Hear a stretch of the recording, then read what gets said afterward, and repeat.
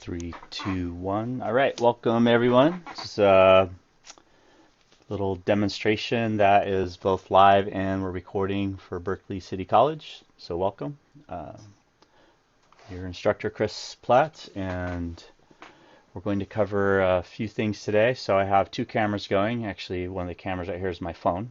It's done with the EPO cam, which is the little symbol that you'll see, a little watermark. It's the free version, so I encourage everybody that has trouble with their webcam to get EpoCam or any other free phone to webcam converting software. It's actually pretty great, and I'm actually getting a little bit lower video quality today than I wanted, but the quality I see in my phone and through my other screen recording is actually really high quality. So if you have a newer Android and iPhone, you're going to get super crisp webcam quality. It's really important for everyone in this day and age that's working remotely, home studio style. That's going to be the future of work, which is good and bad. On the positive side, that for artists and freelancers, it allows us to work anywhere in the world. So we don't have to move to Hollywood or New Zealand or somewhere in order to work. We can stay here in the Bay and maybe do some jobs that we wouldn't otherwise be able to do. So I think here in the school setting for education is the best setting. So through this series, I'll offer a set of materials as well as home studio setup for development for 2D, 3D, and 4D. That includes animation, games, virtual reality, drawing, painting, sculpting. You should have your own home studio as much as you can. Get a 5x5 or 10x10 space, working space, and get some good lighting. So hopefully everyone can see all right. I'm just going to cover the materials. So this is primarily for the character design class, but also for the level design class, and of course virtual reality, basically any kind of design class. The tools we're going to cover include the wax pencil. So we'll see if we get to the camera here, test this out a little bit. So your wax pencils are going to stick to the paper a little bit better. This is what traditional 2D animators usually use. And I have the blue and the red as well. What I like to do now, because I'm kind of tired of having to use a pencil sharpener all the time, is use the blue and wax lead, or graphite and wax for mechanical pencils. So I have these color coded for myself. So I have red, animation blue, both of which are light fast, so they're really nice and lightweight. They scan well. You can do your darker drawing over those colors. But then if you want to merge them, if you're exploring a shape, especially if you're doing poses and a lot of movement and storytelling poses and a lot of the principles of animation, you can combine these to make a nice dark purple. A nice dark purple. Yeah. So I have then a darker graphite pencil, a couple different eraser types, a thin and a thick, a stub to do some rub outs for blending, as well as a little terry towel cloth. You can use any kind of cloth, cotton, napkin, paper towel, whatever. And I have a cotton swab to kind of help sometimes too. I like my electric eraser still. Have this forever. They cost a few bucks when you first get one, but it is way faster sometimes. And it is actually a kind of a drawing, sculpting, modeling tool. You can use this to carve away your shapes. And of course a big eraser as needed. I do like the architectural pencils as well. So this is, make sure everything's on over there. Yeah, cool. So Architect's pencil lets you kind of have a nice thick lead and go wide, kind of hold it a little more gestural, and also go and use a sharpener and get nice fine lines as needed for those. So we'll take a look at that. Those are the mostly graphite and wax pencil tools. A little overview. The next ones you'll want to play around with are different alcohol-based pens and water-based pens. So for alcohol, I have the Copic markers. These are really well-made Japanese pens. They last, again, for a long time. They have a chisel edge. Usually you get a chisel on one side. That's what the oblong part represents. And then the other side is a nice brush. So I'll show you how that works. And these are alcohol based, so depending on the paper material, I'll cover that here in a moment. You can use the alcohol pen to rub and blend but otherwise the water is not going to move the alcohol around on the surface all that much. So that's your, most of these are, I believe these are alcohol-based pigments. These are your kind of fine lines. Let me get a piece of paper here so I can demo some of this. For the little demo today, we're going to do an old game idea I built years ago. These are little 3D printed of digital sculpts, and I have a bunch of 2D stuff. So this is the Mushroom Queen and little little subject in the world of the mushroom people, myconids, and then the Rock King, Rock Lord Crom. So two characters that are kind of diametrically opposed, but part of a game world or a storytelling that can actually be used. And from these, we'll go through a little bit on some of the gestural referencing, some of the blue pencil, and some of the graphite charcoal. See if I can get down here a little bit closer. Yeah. Working out different parts of the body, hands. This was actually done for a costume as well, so being able to, this is a ZBrush sculpt. After you kind of block in your main form, you can then go in and start like highlighting and doing design, detail explorations. And then if I had my light table on, I would throw on the light table and I could do color studies over this with the Copic paper. There's more, just covering different headsets, different headdresses that are kind of fungus inspired, and notes here on the basic forms and principles for doing costume design. This is Mush. This is the little mushroom character that I designed many years ago. I think when I was first in school, probably 2013 or so. And then some reference collecting. This is the mushroom goddess from Dungeons and Dragons. I can't pronounce her name. Zigwilv. Very long, complicated name. And a little shot here of a background done. And there's a whole bunch more I have. This is a fully developed side-scroll 3D platforming game that was done in both Unity and Unreal Engine. So I'm just using this as an example because it helps in getting used to the tools. The other tools, one of my favorites is the water-based pens. So these are the Tombow. I believe these are also Japanese made. These are acid-free. And what I usually like to do with these is do a cool and a light color study. So I'll have my different gray tones, of course. Right, so you got medium gray, dark, light. And the dark gets dark really fast, so a lot of times you just need a bunch of your medium value grays. So that's what this original Crom mask was done with. So you'll see the gray value on the lid is usually not that indicative of just how dark the line is. You see the line's much darker than the cap. But this is a good way to do value studies, and it could come in here and put it down on most paper. Will take this the Tombows really well. Once you get those in, you can kind of rub the ink across the paper with the water version. That's the clear capped ones. These just have water in them, I believe. I don't know if there's some other chemical in there, but these are the 00s. You can see there. And that lets you go in here and actually blend and drag and pull the color across the paper. Now, if you have cheap paper, it's going to munch the paper up. If you rub too much, it's going to start crumbling up in there. So, but we'll cover that in a little more detail. This is really useful for doing your silhouette studies. Okay, so I'm going to put all the Tombows away. So I have a set of Copics, warm and cool, and a set of the Tombows, again, warm and cool.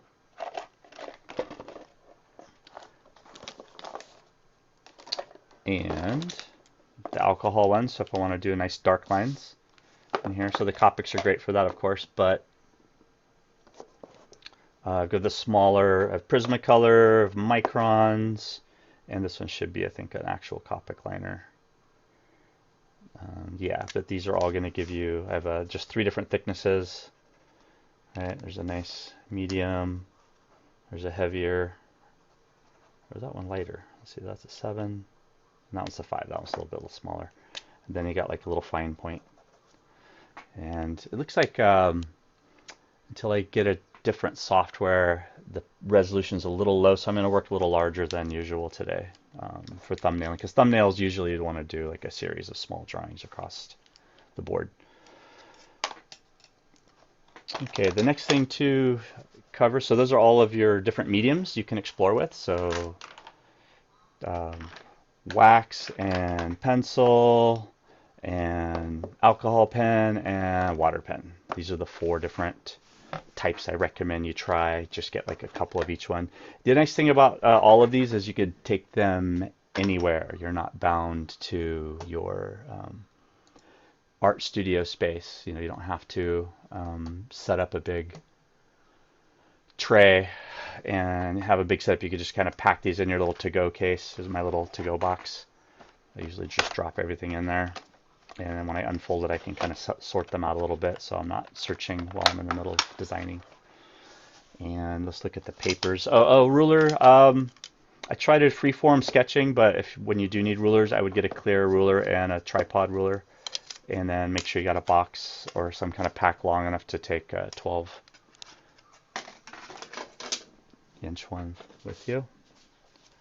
All right, so here's the different types of paper we're looking at today. So I'll get the mush drawings out of the way here. The electrofungus boogaloo. Excuse me. All right, so some cheap, if you go to Blick and get some cheap tracing paper, I originally, and a lot of these tools, by the way, when I did art, when I was in art school, I didn't know what the exact use was for a lot of these different types of pens. So I'm hoping you guys get a lot out of this and can actually use the different tools wisely. Know when to use wax, when to switch to graphite, how to blend the wax with the alcohol or the water. You get a lot of flexibility as a concept artist. So this tracing paper here is really cheap reams. These are great for doing drawovers, and cheap tracing paper really helps you develop and push forms, so much like you would do with layers in Photoshop, the lower opacity. Super cheap case of watercolor paper. This is it's nice and thick and stronger. I'll tear a piece of this out.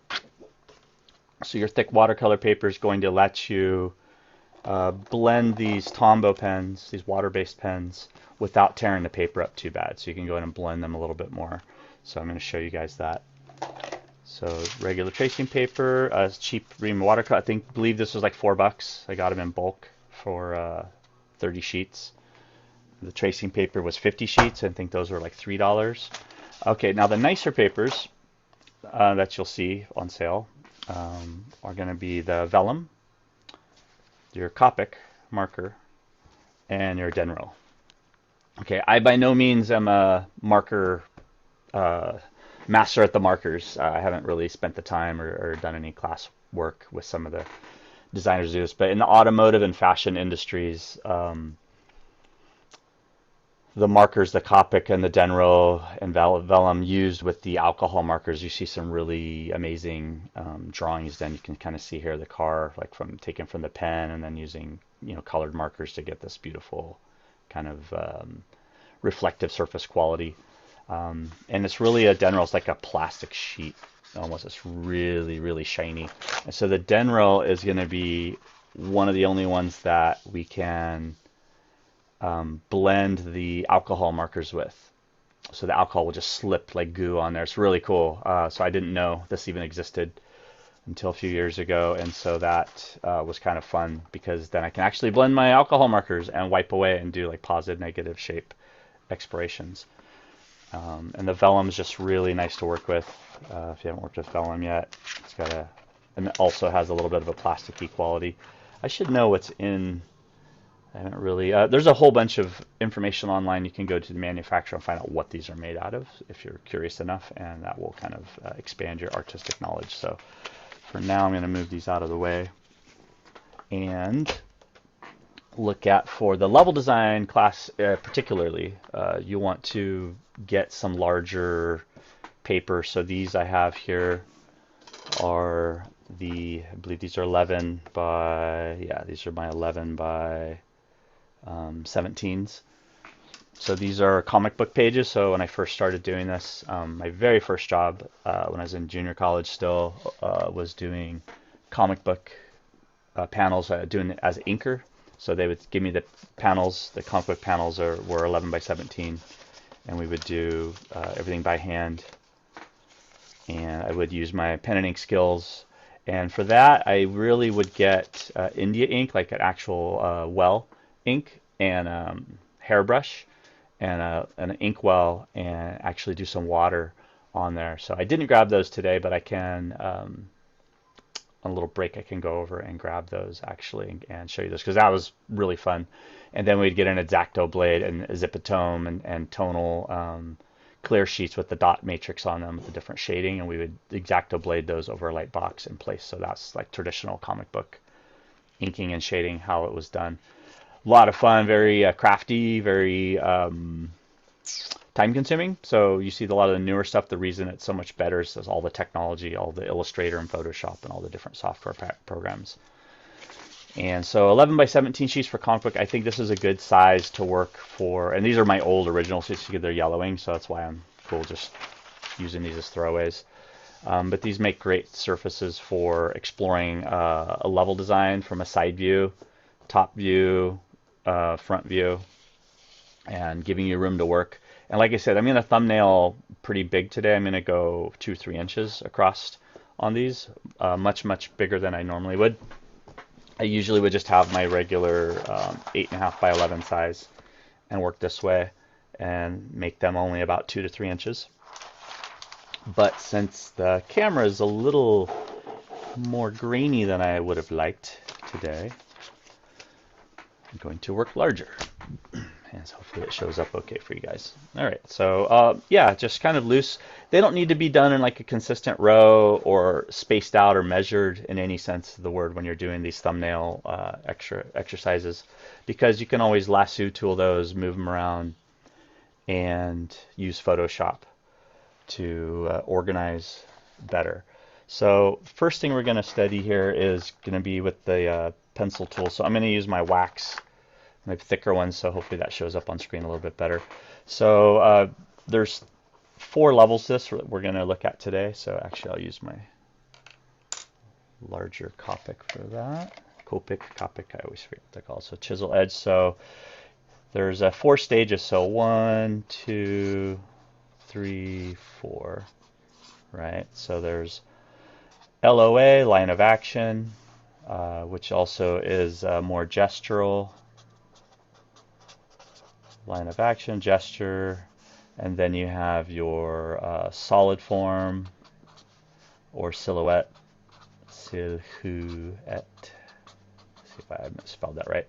Then after you've done some line explorations, you can do some silhouette studies and chisel in, so get a good iconic form that makes sense. Then you can go in and add value over the top of that. Another thing I didn't pull out today yet is the watercolors and the gouache, but we'll do that on another lesson. We'll do the traditional mediums watercolor gouache, and then also scan them and put in the digital, which we get to use Photoshop. That'll be fun. All right. So here's the value. This is going to give it more 3D depth.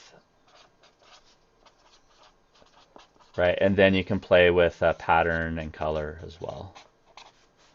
And of course I could have separated out pattern from color from the principles, but this is a good way to introduce this for you guys.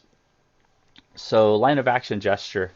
Yeah, I think I'll just stick with the pen, so it's showing up a little bit better. Let's see if I need the extra light. Yeah, that is lighter, but it doesn't fix the resolution problem. Okay, no problem. Minor.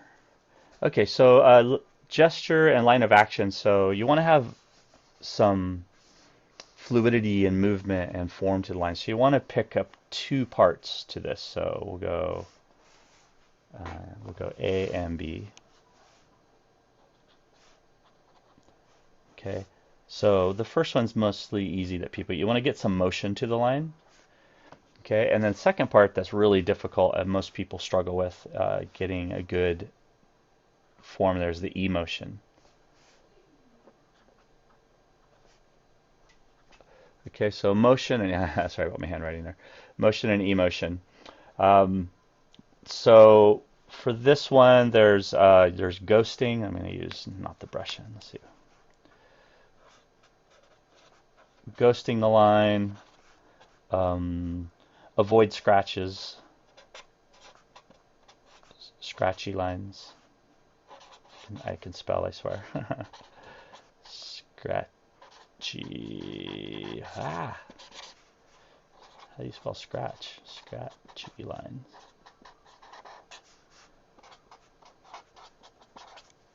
Avoid the scratchy lines. Ghost.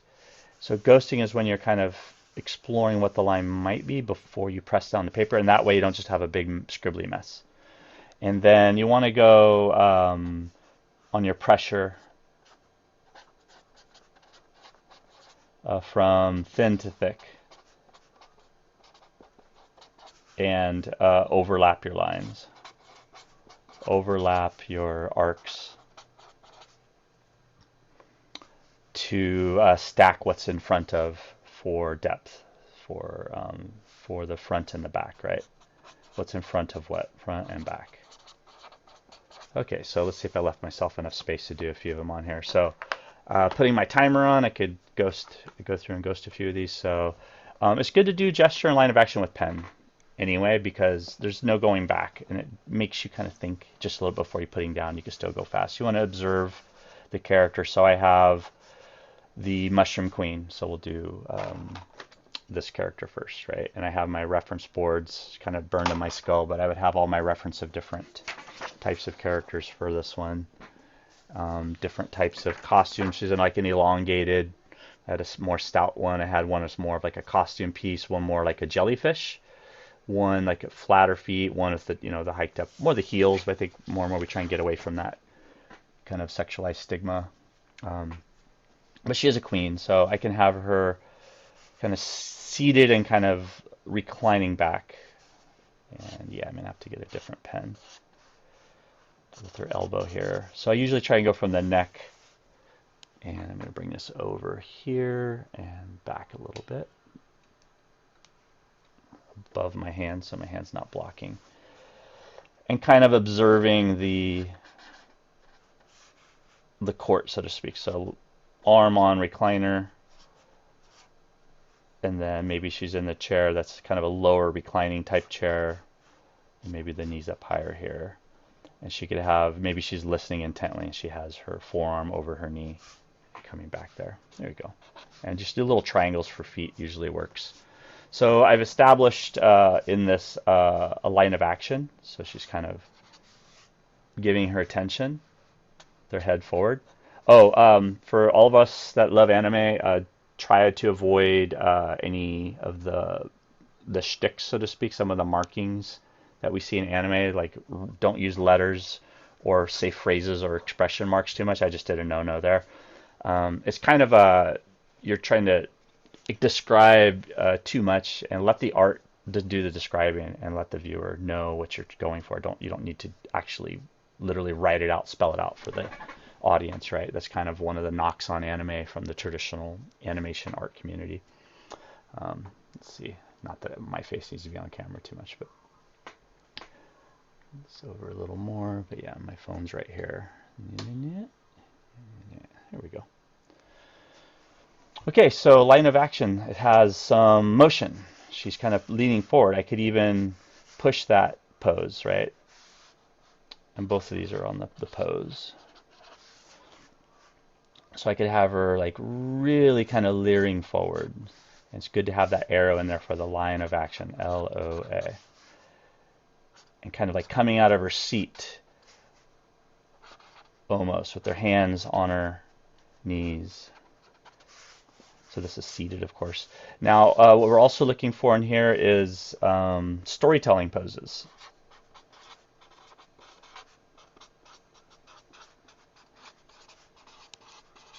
And this is encompassed by all of these techniques, right? You're trying to tell a story, you're trying to convey an expression, you're trying to find something that's iconic,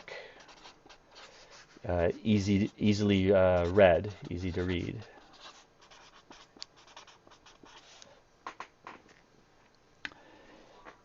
And so I can have I could have her just doing her usual regal walk, kind of maybe with her chest in the air, kind of taking a long stride, maybe.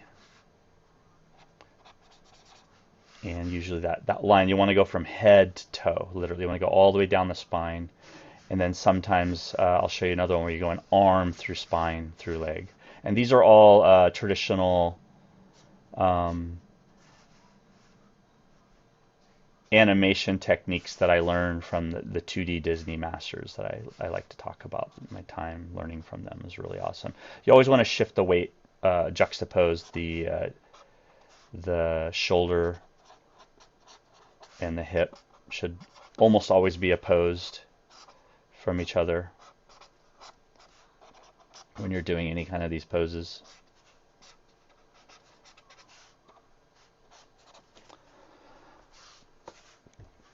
So there's kind of a confident stride. There's definitely a line of action going on there.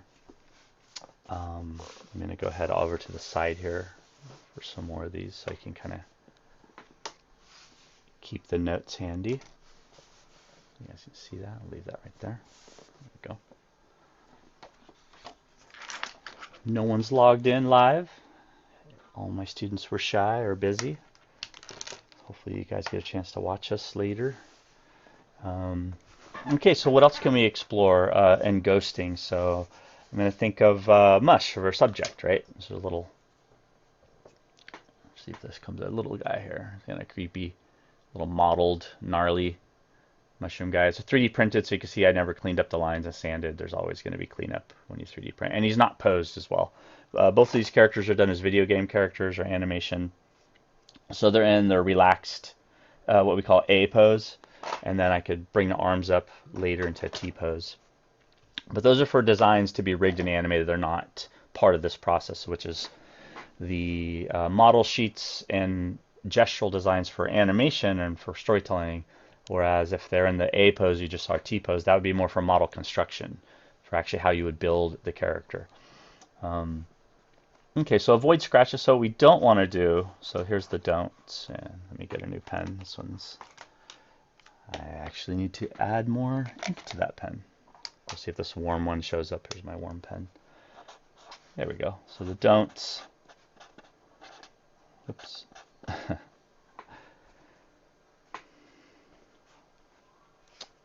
Or my gosh, I can't spell today. The do nots will go. Oh, I just wanted to spell donuts. I'm hungry. Okay, so the don'ts, so the scratchies, right? So if I'm doing a gesture line, what I don't want to do is have her, let's say she's angry and chewing someone. I don't want to kind of, let's say she's like doing a thrusting pose of her arm and kind of leering down and scolding someone with their hand on her hip. Right, so those are nice fluid lines, right? That comes from years of practice. So you don't want to be doing this, like, okay, here's a head, and then I think, yeah, this arm might be here. Yeah, it's going to point there. And then down here, and there's one leg. And there. Now I had this one in front of me to draw first, but you can see it loses. This is the scratch, right? And what this is a lack of confidence, of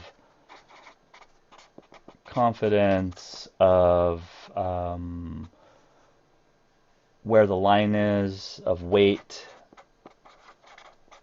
the poses in question. You're not sure, you're searching. So if you do the ghost, if you're ghosting it properly,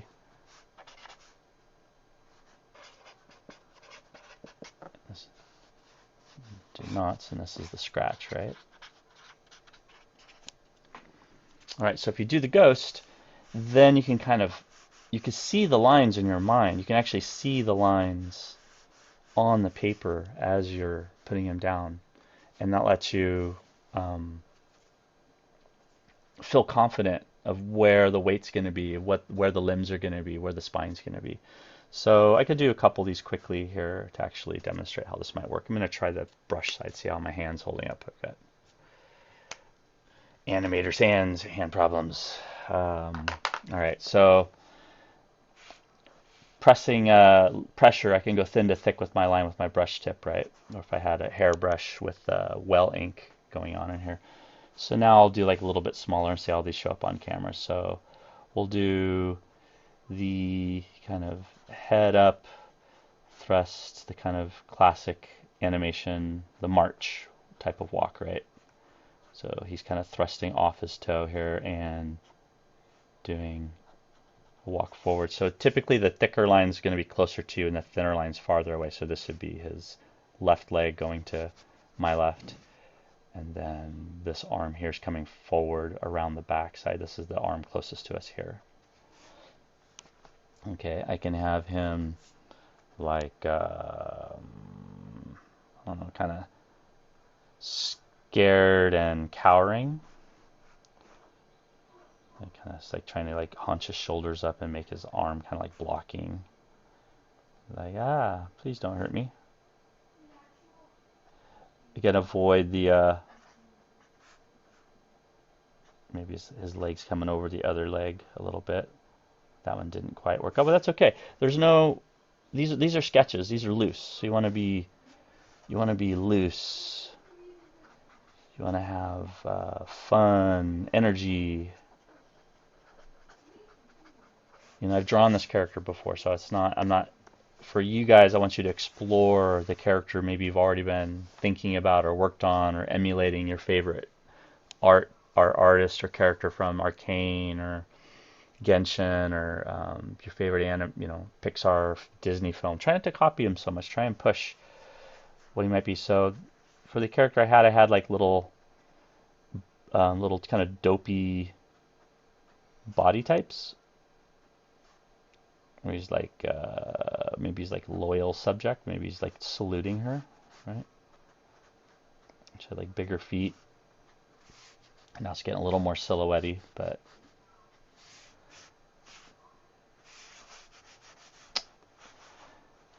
maybe there's a guard, like a big hulking myconid or mushroom person, right? So I'm kind of emphasizing the width and broadness of his shoulders here. And maybe he's on guard or he's getting ready to go out and chase an intruder or something like that.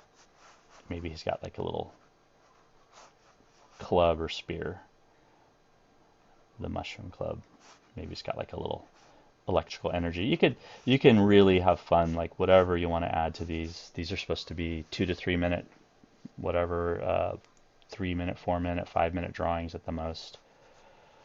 And then, maybe he's got like a little spiky mushroom helmet, and maybe he's got little evil eyes in there and a grimace.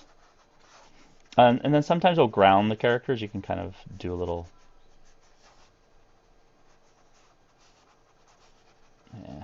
maybe I shouldn't have done that. But it does help to solidify where they're at. Okay, so that's gesture. Let's do the solid silhouette, iconic part of this. So any of these, I'm using a nice thick pen, so this is easy to do for this. So I'll go ahead and section this part off. There we go. Okay, so for solid drawing, for silhouette, you want to make sure that don't trap the limbs. Try to make try not trapping limbs, appendages or extremities. Appendages. Okay, and that means if someone's standing there with their thumb up, right? So we'll do Little mush guy.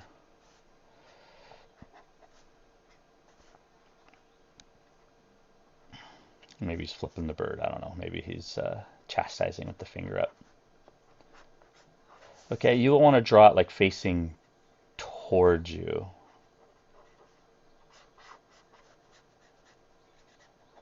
With his hand on his hip and this, so this is becoming towards me. See, it gets kind of locked in, whereas this one here, I can really I can see where the side is. It's easy to see. You want to make sure it's easy.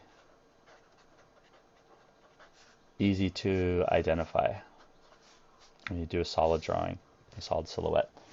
And then when you're doing these, a little closer here, you can really kind of push. Once you get something down, you can go in here and you can add to it like little subtle details. Do you want it to be pointier or droopier?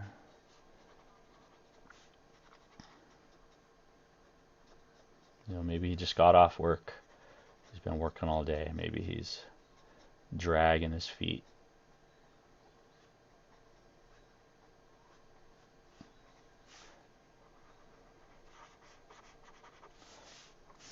Right?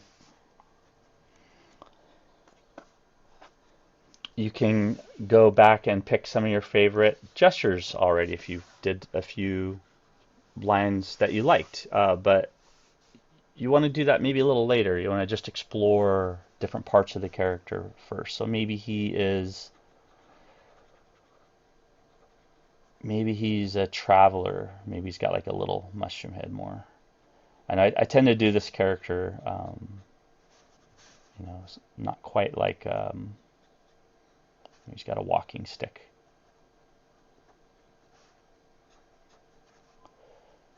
As he's walking. Not quite like, from Nintendo. Toad and Toadette, right? So if I was doing more of like a Toadette, and you can kind of blob in solid mass when you're doing these, so you want to play with solid mass.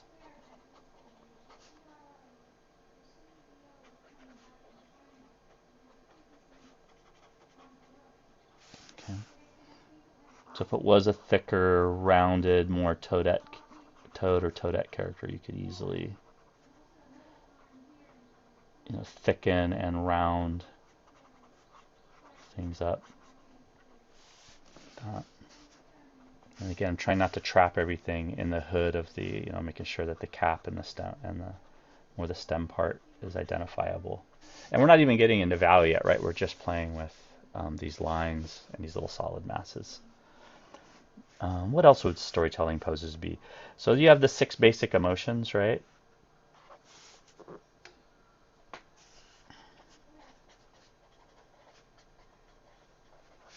Okay, so you have happy,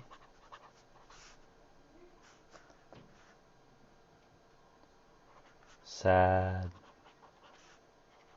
anger. Make sure I don't run out of room here. Disgust,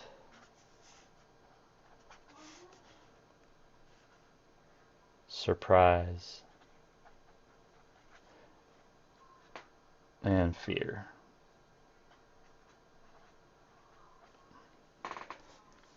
And there's a bunch of others, but I'm just going to go with these 6 for right now. I hope I didn't get one of these wrong. And these are really for identifiable muscles and shapes.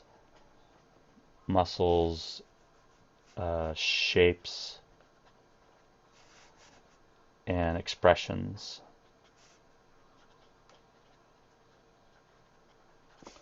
Right? That you can identify in the face, but also in your body language. So we'll do the face later, so you have body language, right? So if someone is getting ready to do a big jump, right? So jumpings. This was a platformer, so I had lots of these little. Maybe this one. Maybe this guy's got longer legs.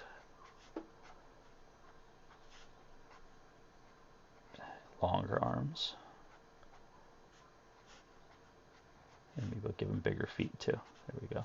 So the jump is that's easy, right? That's to figure out. That's the motion, right? What is the emotion though in the jump? Is he scared? Like, yeah, his hand's gonna.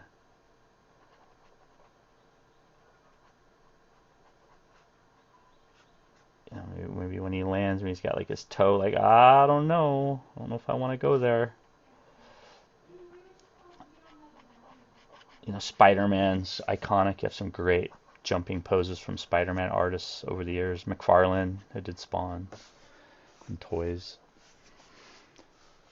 Right, and so as I'm doing this now, you can see it's getting more and more to the size I would normally work. Now I can go in here and I can say, okay, does he have, I'm doing like this little cleft toe thingy. So you got just like two toe. I'm starting to think about design of the character. And I think the one that I had 3D printed,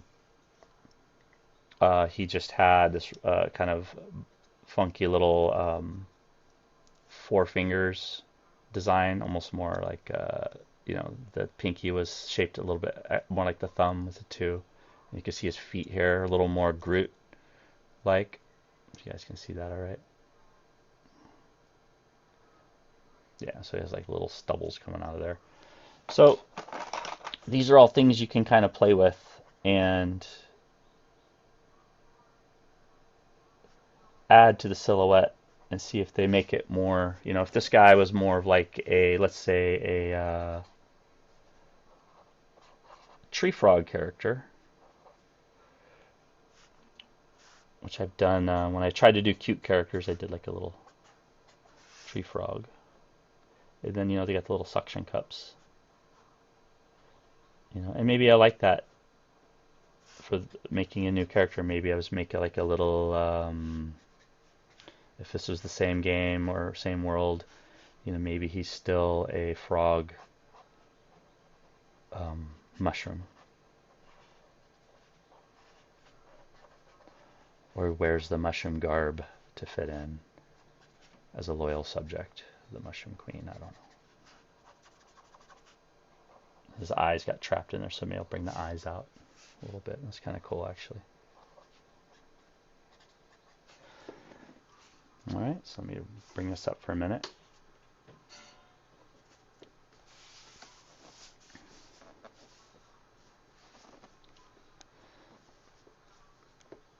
Okay, so you want to be doing more this size, just quick and dirty explorations. The pencil helps a lot.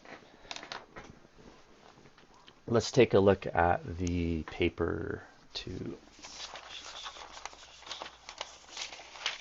maybe goof around with the water a little bit more when you're doing silhouettes. So these ones you're just gonna have to do a lot of them. I mean, at the baccalaureate or master's level, if someone's getting ready to get at the professional level, I'm having them do 50 to 100 of these in a 2-week period. So you're doing a lot, just really loose and exploring and pushing. And when students do that, they have, generally speaking, they'll come up with a really nice, original, innovative type of character, not just the same old character that you might see. Okay, so for this one, I'm going to use the Tombows, right? And I got a thick piece of watercolor paper so you can kind of see the difference here. So this was all done with the alcohol marker on just regular, I think this is a bristle board. Yeah, the comic book boards, we 11 by 17s we did with bristle board. Now, after I do this, I'm going to switch gears and I'm going to pull out the graph paper for world building and level designers, and we're going to look at some of the level design stuff. But I already have videos on that, so I'm really kind of focused on getting these fundamental techniques done for everybody, and the level design mapping. You guys can look at the separate videos. I'll make sure those are named and posted for you guys. So for this one, if I have, I'm going to start delving into world building or level design. So if we do world building, level design, level mapping,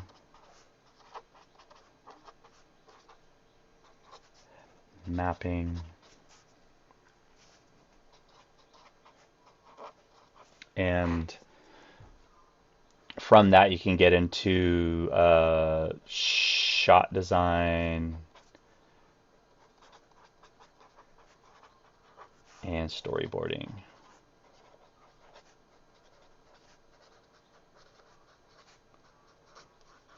All right.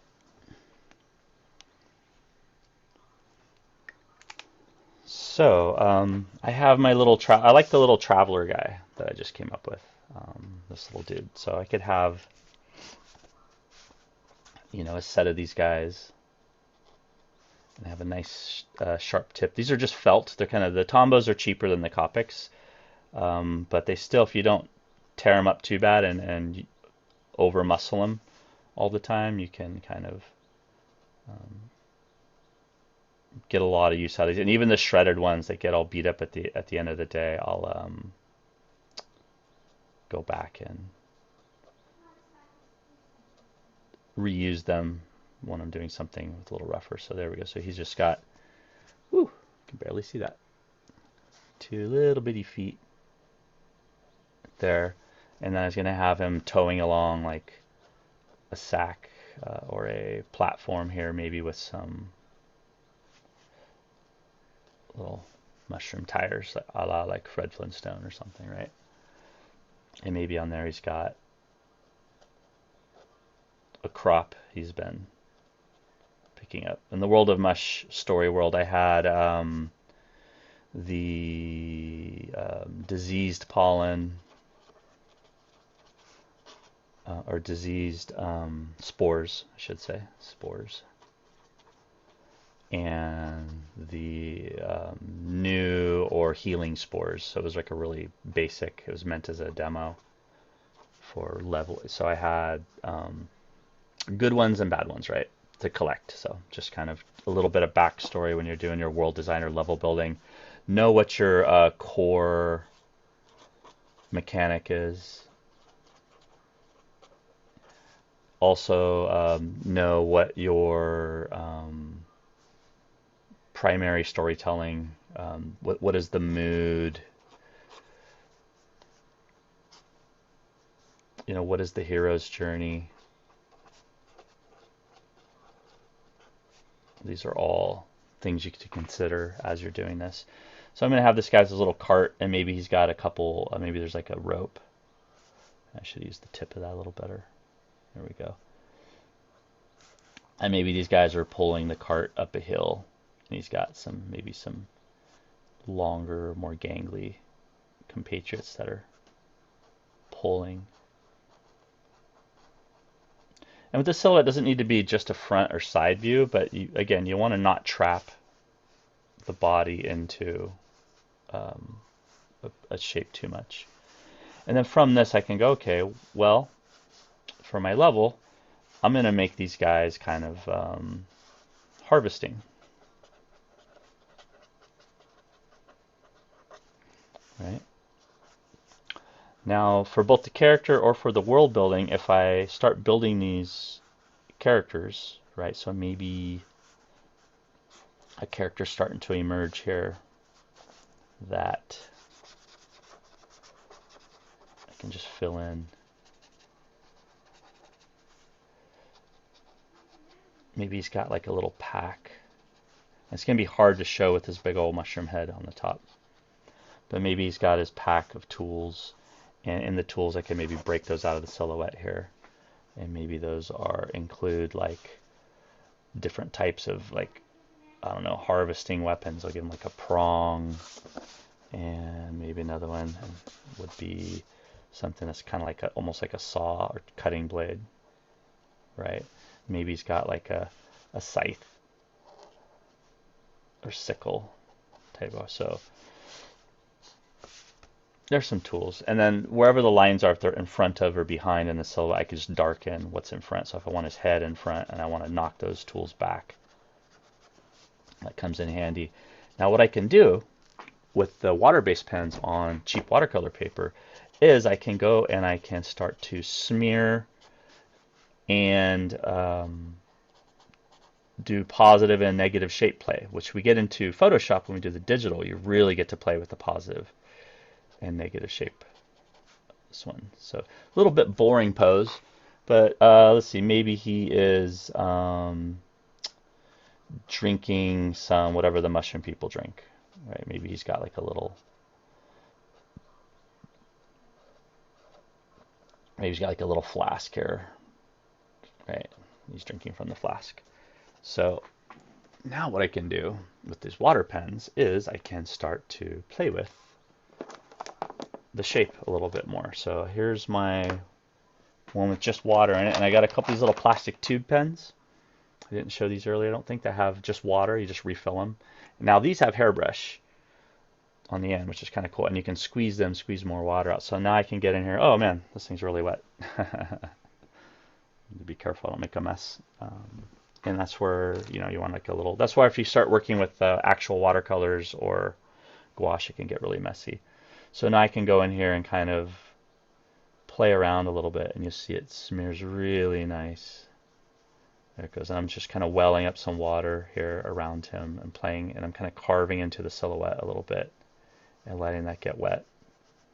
Okay, before I get too far, I'm going to go grab a paper towel. So I didn't know that much is going to come out. Yeah, there we go.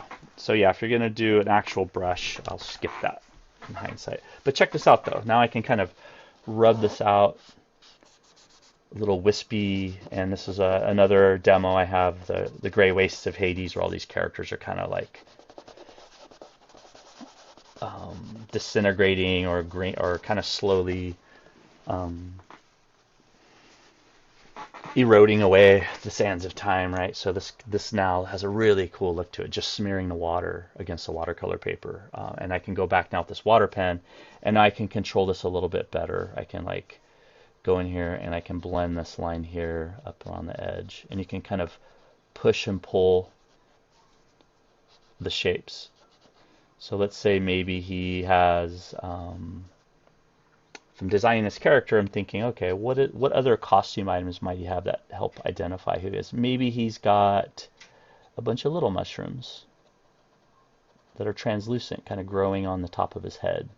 I definitely had that for the Mushroom Queen. I had a little series like of polyplores and morel, and I was learning about all these different mushrooms. There's a great little mushroom shop at Pier 1 in San Francisco if you ever take the BART up there.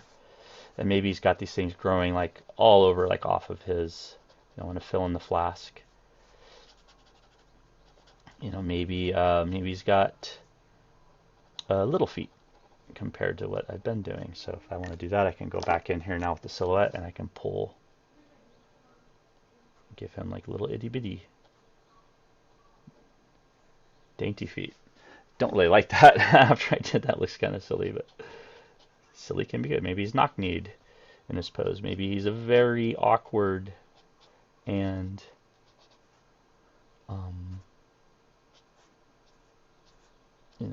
kind of clunky type of guy. And if I wanted to go back afterwards, I could add eyes in here, but the silhouette, we want to keep it solid. We're not adding value yet.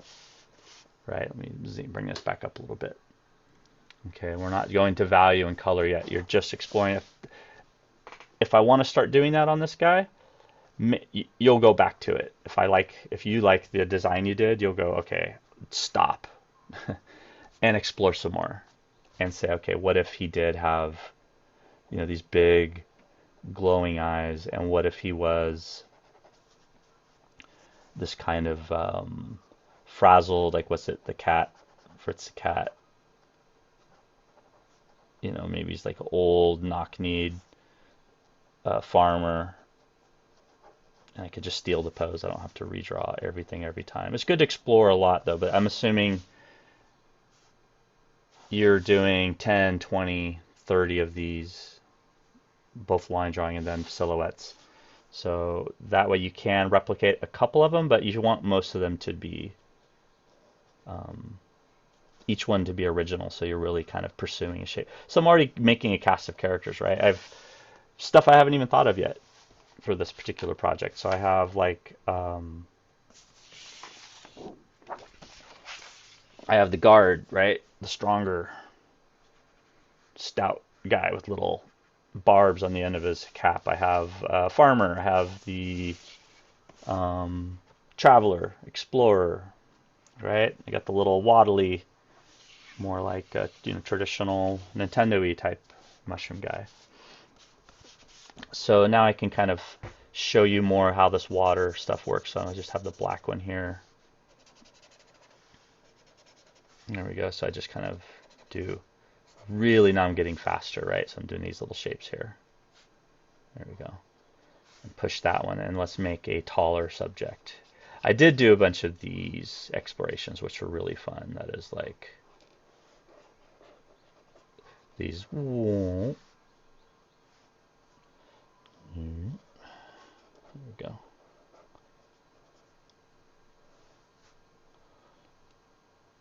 And he'll be,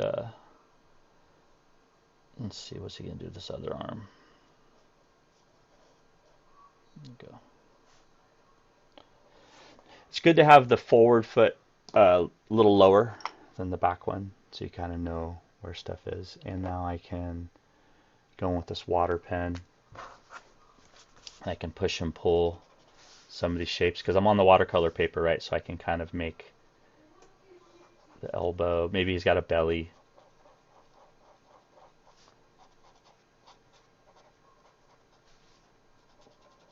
There we go.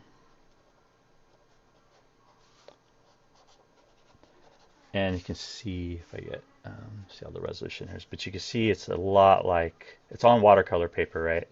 So if you like doing watercolors, or if you haven't tried yet, it's a lot of fun. But if you do watercolors, you'll kind of get the sense for it's a lot like working with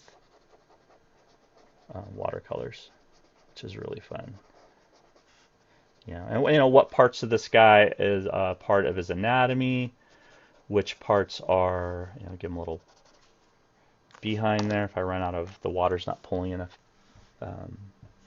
ink out of there. There we go. And a little posture. Give it some more ink.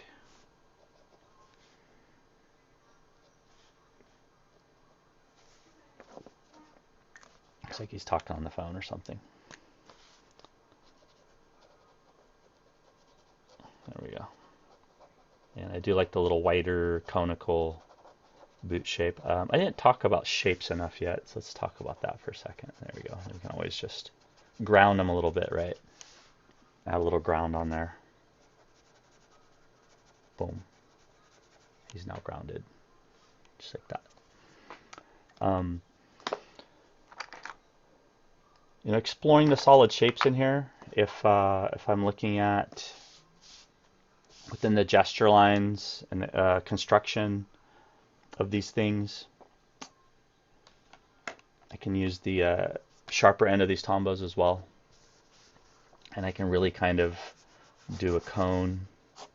I can make them out of a series of, say, cones and cylinder and cone again, right? And maybe a little more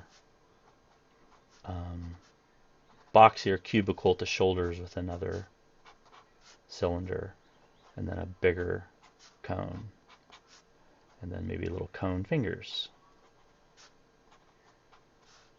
right? And then maybe oval eyes for the expression. This is also a great way to work, and this can work at the once you've established some of your gestures. So if I've done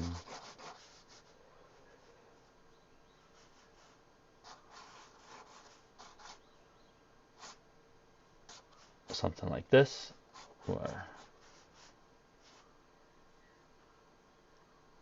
he's kind of looking around, he has hand on his hips, and then I can go back in and say, all right, what are these shapes?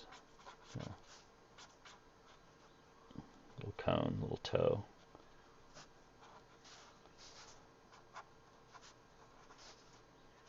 And if you want to leave this space open for the eyes, you can.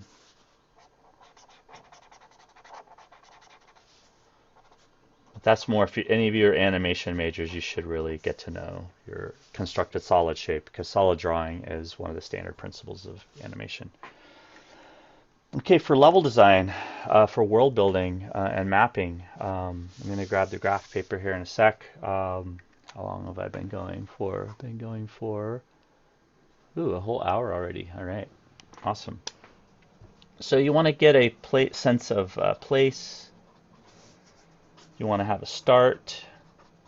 You want to have a destination or objective. Right? You want to have paths. You know, do those paths branch off and all come back into the final, you know, from A to B. And then if you want to, you can mark interactive elements.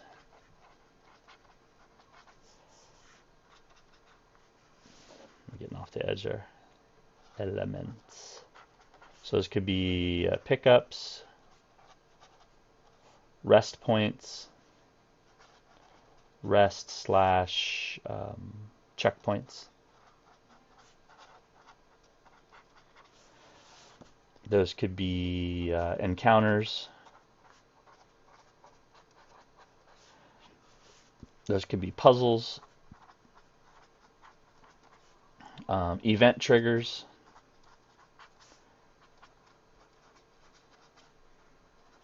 etc. Right? So if you're going from A to B, consider those things. Okay. All right. Doing pretty good here. That's a lot for 1 hour. Hopefully you're drawing along while you're watching this and exploring, you know, all these different shapes.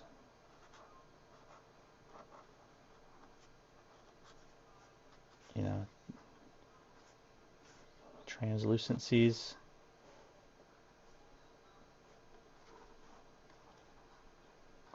You know, The Witcher had that character, Yennefer, who was malformed in the beginning, hunchbacked. I won't spoil it if you haven't watched The Witcher yet. It's pretty awesome if you like fantasy games like that. Okay. So let's say these guys are a mapping. I'm thinking of place, start, destination, paths. Let's say they have, in the World of Mush universe,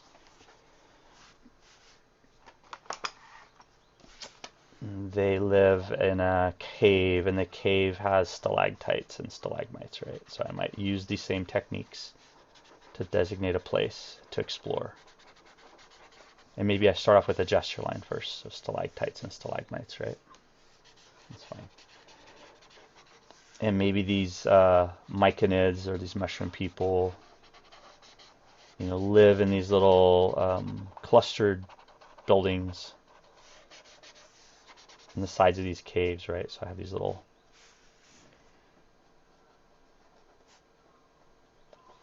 you know, not to make it too much like the Smurfs, but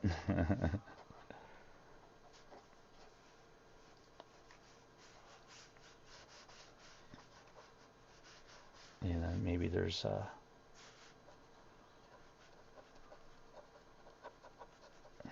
like giant mushroom forests all over these giant subterranean, these giant caves deep in the earth or whatever.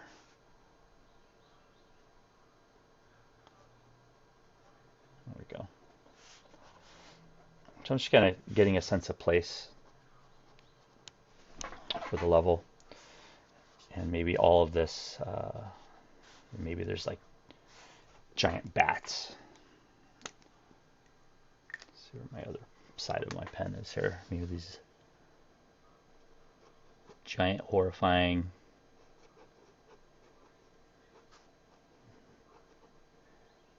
bat creatures up here.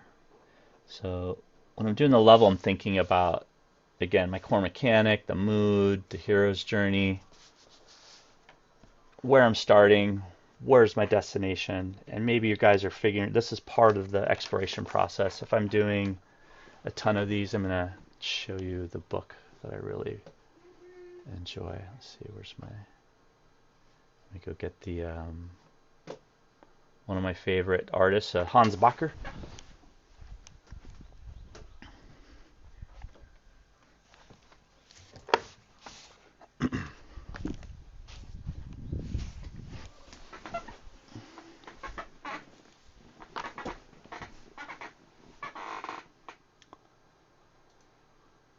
So I try to combine all the different theories, the different interaction models, UX design, graphic novels, comics, games, 2D games, 3D games, VR, and film in particular, storytelling. So if you look at Hans Bacher, Sketchbook, composition studies for film, you could easily just call it composition studies for storytelling, right? Because gaming can be just as storytelling and just as immersive, if not more immersive than any film, right? So you can look at his pen and ink styles and how he uses, when we do value, I'll do some of these value studies and ink wash studies with you guys. But a lot of his stuff is just really simple line work of a place, like where you're at and where you're going to, like what's around that corner, who's in that lit room, are you supposed to go? You know, is there a ghost in there? You guys are doing some horror stuff. I love this stuff. It's so beautiful. But even more impressive is that's his composition sketchbook, is Dreamworld's book that he wrote. And so he was the primary visual designer for which Disney films, and he has his set of tools there. You'll see he's very traditional too, but he does some digital. Let's see. Oh, he helped design the look and feel for Beauty and the Beast, Aladdin, Lion King, Hercules, Mulan, Lilo and Stitch, Brother Bear, just to name a few. So that's quite a list, right? So this is one of those books where he's showing you just these stark, simple paintings and drawings. Beauty and the Beast, oh, these are so great. The Lion King ones are amazing. Excuse me, itch my nose. Just simple watercolors. What's really cool about these two is the stories. There's a lot of writing in here that's worth reading, and they actually travel to the location. So they actually travel to the, oh, how do you say it in China? The Yanshan, the Yellow Mountains, like the Mulan, the mountains. They actually travel to this the Sahara, the savannah in Africa to study the Lion King and the lighting and the meadows. That's why those opening shots in Lion King are like so iconic and beautiful. But all of that I like to apply to my level design and world building. So let's get some graph paper and let's explore these questions with these characters that are all kind of moving parts. But you want to have something established, I hope, with your teams. So you probably have, established. Look how nice this graph tracing paper is. This is well worth the investment. I'm going to do one of these. You can't even see the graph marks on there. There's actually grid. There it is. You can see the grid on there. So I can go in here now and I can start like designing my levels. So again, for the levels, you want to think about your starting and end point, destination, objectives, having paths, multiple paths, more linear, but still some branching. You don't want to have it be completely linear in most cases. And then mark your interactive places and pickups. So I have videos just on this process, like about 30-40 minutes worth that just covers this. But I'm going to do a fresh one here with you guys just so, because it's so fun. So I love the cavern idea. And so if I'm using the alcohol ones, like the really strong Copics, right? Let's see if this works like I think it's going to. If I want to just fill in the grid on my graph paper, you could do a top-down view. So you could do a top-down, but also do side view, right? And elevation. Almost all beginners miss this. They think very two-dimensional. And unless you're doing a top-down map like, say, League of Legends or something like that, you need to think three-dimensionally and have fun with that. So on the graph here, you can kind of go in here, and I'm just using the grid to fill in spaces. And just fill in some spaces and have fun with it, just like we did for the characters, for silhouette, right? So I can fill in, maybe this is the top-down view here I'm starting with, and maybe this is like a little nook, like starting spot, back alley. Maybe this is the house, this round part here. This is the house, and this is the roof. This is a little mushroom house that he goes through. Now, what I wanted to show you, it's really beautiful on the alcohol pens on this type of paper, which could be the Copic marker paper, could be the vellum. In those papers I showed you, just get a get a few sheets and play with it.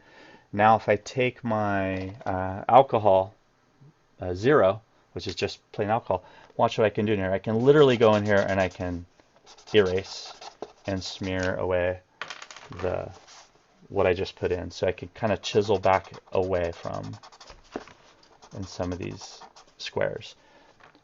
Now for the Denril, the actual plastic stuff that I showed you, the Denril is so plasticky and strong that you can really wipe away the alcohol and do some positive negative shape play with the Denril, just like you can on the computer digitally, right? That's what's nice about Photoshop, is you can use the eraser as a drawing tool just as much as the pen, right? So if I go back over here and I go, okay, let me recenter this over the top. So see all these translucent sheets and play with each other. And this is so soothing. This is nice. You go to a well-lit place, go outside, get away from the computer a little bit so you're not staring at screens all day long, right?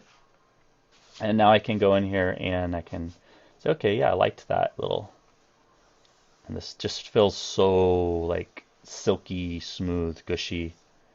Where here's this little starting mushroom abode, and here's like maybe a little town square, a little newbie village. I'm thinking, Zelda, go get your sword, hero's sword, and go get your hero's traveler's staff, and go forth, mush, and see the world. And maybe this is all like, these little elongated, other places. So watch what happens now when I take the alcohol marker. This is so cool. Now I can literally just erase and wipe away the alcohol. You can erase alcohol Copic pens on Denril. Pretty freaking cool. So if I have this blocked in, I go, oh, I want a path through there. Wait a minute, let me break that path open. And then of course I can, wipe this away. Go back in here with the other pen and go, okay, I want like a little passage through there. Maybe I want a passage through here too. And you can start thinking of the pathing. Maybe there's like an old, the mentor, the wizened old man that lives there. Maybe he's got, or he or she or whatever, maybe they're gender neutral. Myconid creatures, they all propagate with spores without having male, female. Up to you. So I'm just kind of playing with this extension of this main kind of journey. I'm taking this guy on to leave his newbie village home and go explore, right? And maybe the first things he's going to explore is going to be the rot of the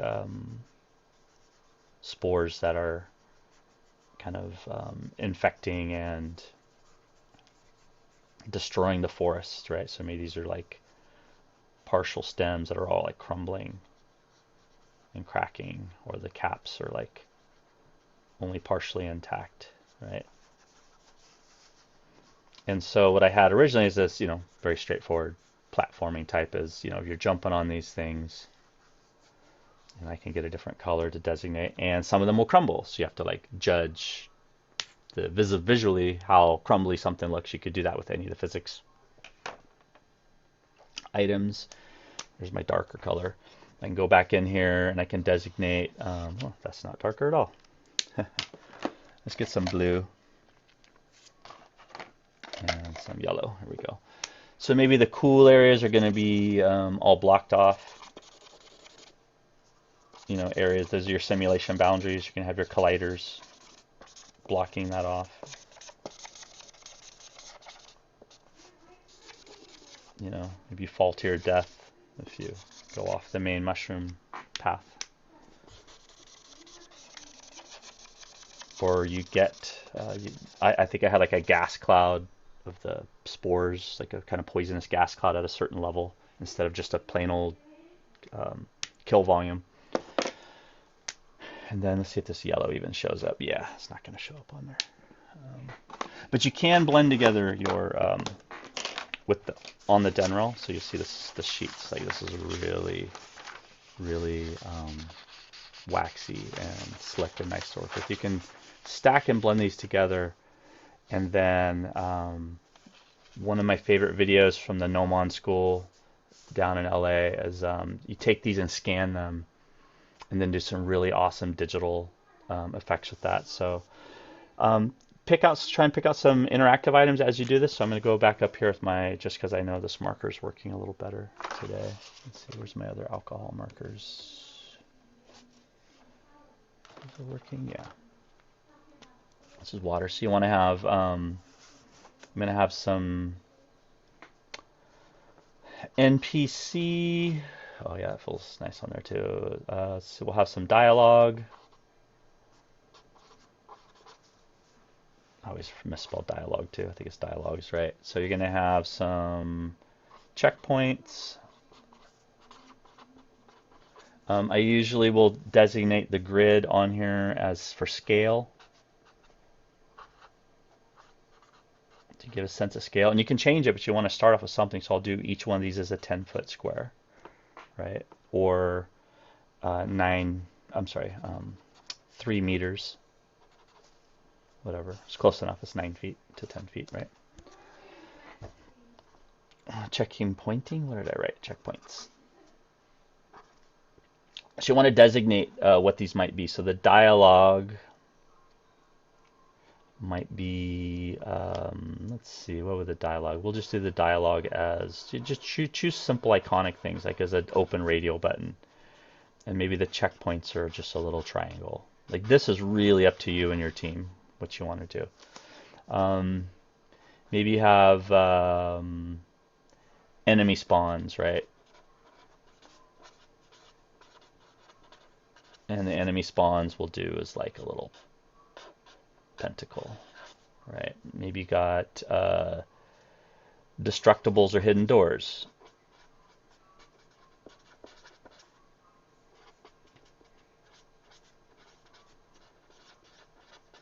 Okay, and usually I'll do like a line with a square through. And this is just old like tabletop first edition 70s, 80s D&D level map design, right? So those maps I provided to you guys, you can look at those and see how they do the key.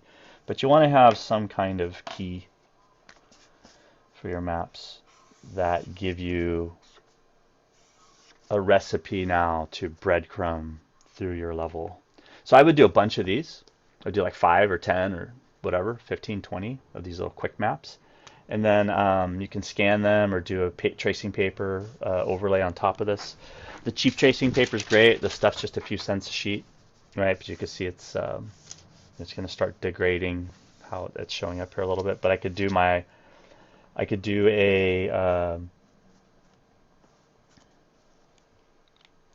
we go. Could do a let's call this pacing and intensity layer. So let's say like right away when you start, you get enemy spawns, like you have to start fighting right away. You have to like punch, kick, whatever, block, jump on their heads, all over the place to get out of here. You're traveling through the forest here, and then over here you'd have the dialogue. And if you can get out of there into one of these other ones, you have a dialogue guy here. Oh yeah, you want to have a starting point too. So I'll just do A, B, C, D here. So we'll do, or numbers. We'll just number it 1. Any alphanumeric should be fine. 1 area, 2 area, right? 3, 4, 5. Maybe you've discussed with your team that you want to have those, so you can go and oops. Let's see. I'll change that until just a little icon. So be iconic, right? Not too artistic. Don't make these like any beautiful. It looks like the stuff Phil does. Those are beautiful. Those come after doing many of these. Most likely, we can ask him when he does his design demos. So you want to make it iconic and simple. And so now you can see the parallels for doing this work and doing the character work, right? Look at that first page of notes. Silhouette, solid should be iconic.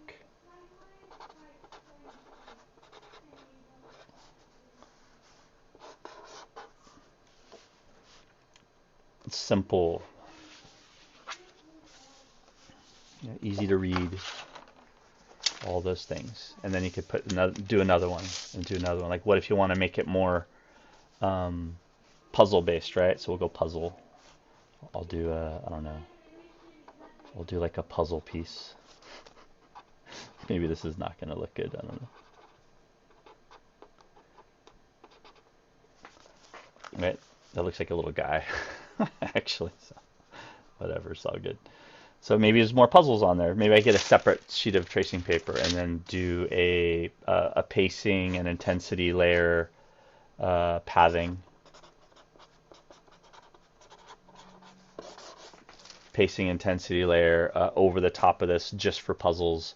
Do one just for dialogue NPCs, do one for enemy spawns, do one for pickups. And what you'll see is a pattern of where the game has too much going on for the player to focus and where you kind of overdo it and where maybe you need to spread things out and make it a little more flow. You want to try and reach a flow state, right? That's the main thing we're shooting for almost all your projects. So I'm going to try to reach a flow state.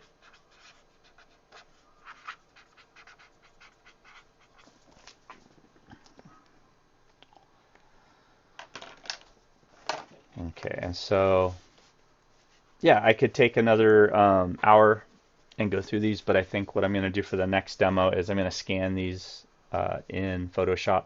And so when you're scanning your maps, scanning your silhouettes and your gestures and everything, what you want to do is you want to position your phone, and you just want to check that you're not skewing the paper. So you want to make sure that your paper is kind of evenly distributed. So I'll just use my phone here to do this actually, which is kind of cool. Live demo. There we go. And then get close enough, far enough. What you'll notice when I photo these, what's really important is that I have a pretty even distribution of light. So I have my studio very well lit right now. I have an extra lamp here. There we go. And you see it's getting like a hot spot here, maybe a little too hot for what it is. But if I could bring it over behind me, is that giving me even lighting or not? So try and get even lighting and try and make it flat, snap it, crop it, and then we could bring it into Photoshop or Sci or whatever 2D drawing. You see it's skewing, it's not really flat. So what I'll do is I'll try and get that really parallel to the table, as parallel as I can get it. So I'm eyeballing this and that looks about perfect. Yeah. So let's see if I can bring this up so you can see my camera. So I have it on an arm crane, right? I'd suggest you get one of these little guys. This little arm crane over here. These apparatus. They are very cheap. You get one for like $10, maybe 15. So make sure it's parallel. Make sure this is perpendicular or parallel to the ground. Oh, my cat's going crazy.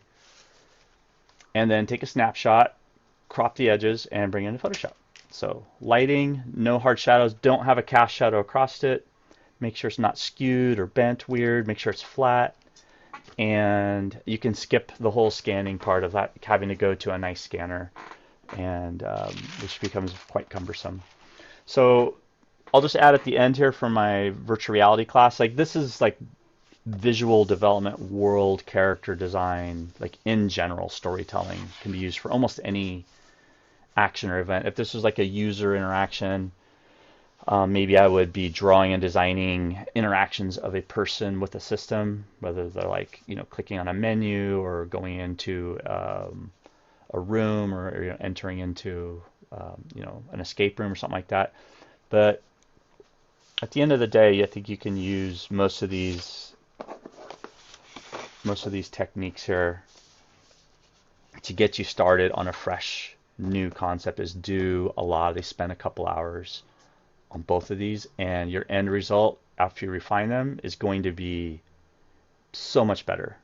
And I guarantee, I've been doing this a long time with many student groups, dozens of student teams, hundreds and hundreds of students gone through these steps, and from the veterans to the newbies and people who maybe don't draw, people who maybe don't like drawing or think they don't like drawing, they end up really advancing quickly within just a few weeks. And then it looks great in your design documentation, looks good in your portfolio, showing these rough drawings and these silhouette and these gesture drawings. If you're doing figure drawing, that really helps a lot too. But yeah, thanks everybody. I hope you enjoyed. I will make sure these are named and process these and put them up for you to watch this evening. And for the Saturday class, definitely watch these before all the way to the end and try and implement these techniques. All right, I will sign off. Adios.